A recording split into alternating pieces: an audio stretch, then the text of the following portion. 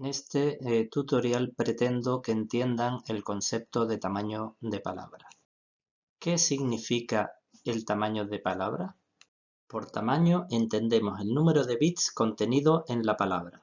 Suele coincidir el tamaño de la palabra de instrucción, los registros, el bus de datos, el bus de direcciones y los datos que puede operar la ALU. No obstante, hay que tener cuidado, no siempre coinciden todos estos elementos. Veamos como ejemplo el Motorola 6800 de 1974. Se considera un procesador de 8 bits porque sus acumuladores son de 8 bits, es decir, su ALU puede procesar palabras de 8 bits. Por tanto, su bus de datos es de 8 bits. Sin embargo, el bus de direcciones tiene que ser mayor para poder direccionar más cantidad de memoria que la que se podría con únicamente 8 bits, 256 posiciones. Y, por tanto, su bus de direcciones es de 16 bits en vez de ser de 8 bits como el bus de datos.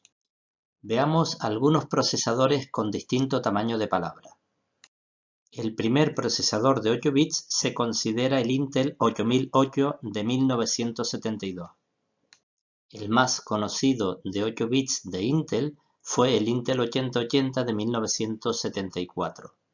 En otras compañías tenemos el Motorola 6800, que era el procesador de la Altair 8800 de 1974, o el MOS Technology 6502, que era el que utilizaban el Apple II y el Commodore PET. El primer procesador de 16 bits fue el MIT Whirlwind en 1951. El más conocido de Intel, con 16 bits, fue el Intel 8086 de 1978.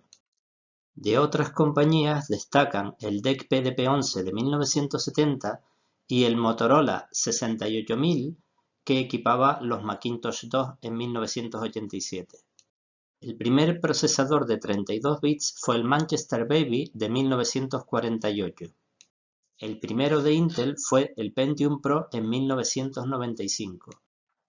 El primero de ARM, por ejemplo, fue el ARM V7A, que equipaba la tablet Alcatel 1T de 7 pulgadas. El primer procesador de 64 bits fue el IBM 7030 de 1961. Los primeros procesadores de Intel de 64 bits fueron el Itanium en 2001, el Xeon y el Pentium 4 en 2004. Algunos otros procesadores destacados son el MIPS R4000, que equipaba a la DEC Station 5000 en 1993, el Intel Pentium 4, que era el procesador del PC HP Compact DC7600 en 2013, o el Intel Core i7 de sexta generación, que equipaba el Lenovo ThinkPad P70 de 2016. No siempre el tamaño de palabra es uno de los estándares 8, 16, 32 o 64. A lo largo de la historia ha habido muchas máquinas con tamaños de instrucción muy diferentes. La PDP-8 tenía una ALU de solamente un bit. El Intel 4004 tenía registros de 4 bits y un bus de 4 bits multiplexado que le permitía transferir instrucciones de 8 bits y direcciones de 12. El Intel 8080 era un procesador de 8 bits con bus de datos de 8 y bus de direcciones de 16. El DEC PDP-8 era un procesador de 12 bits donde coincidían el tamaño de los registros de la palabra instrucción, del bus de direcciones, del bus de datos y de la ALU. Un procesador de 16 bits fue el PDP-11. Un procesador de 18 bits fue el PDP-1. Un procesador de 24 bits fue el CDC 1604 y de 26 bits el IBM System/370. Un procesador de 28 bits fue el Norsk Data ND505 y el IBM System 370 evolucionó a 31 bits. De 32 bits tenemos el procesador MIPS y de 36 el UNIVAC y el PDP-6. De 45 bits solo ha existido un procesador, el Almaz Diamond de la Unión Soviética, de 48 el IBM AS400, de 60 bits solo los ha fabricado Control Data Corporation, siendo el CDC 6000 el primero de ellos. El primer procesador de 64 bits fue el AMD Opteron y de Intel el Intel Pentium 4 serie 6XX. ¿Por qué es importante aumentar el tamaño de palabra? Pues básicamente por aumentar el tamaño de datos que podemos representar y la memoria que podemos direccionar.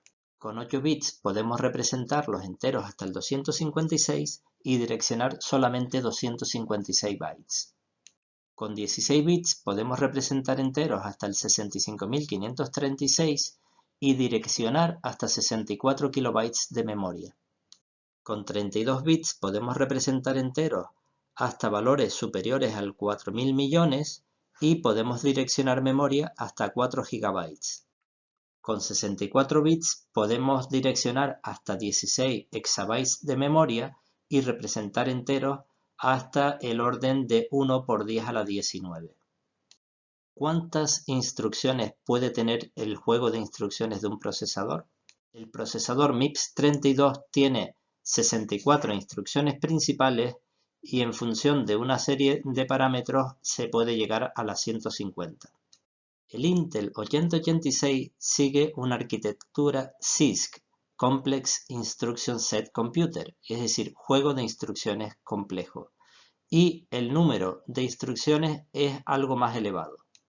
De acuerdo a su mapa de opcodes, hay 256 instrucciones. Algunos autores apuntan a 338 con alias para mantener la compatibilidad con las versiones anteriores. Stefan Hoyle dice que al menos hay 981 instrucciones. Algunos autores, considerando no solo los opcodes, sino sus variaciones como modos de direccionamiento, etc., apuntan a varios miles de instrucciones. ¿Qué debe contener una palabra de instrucción?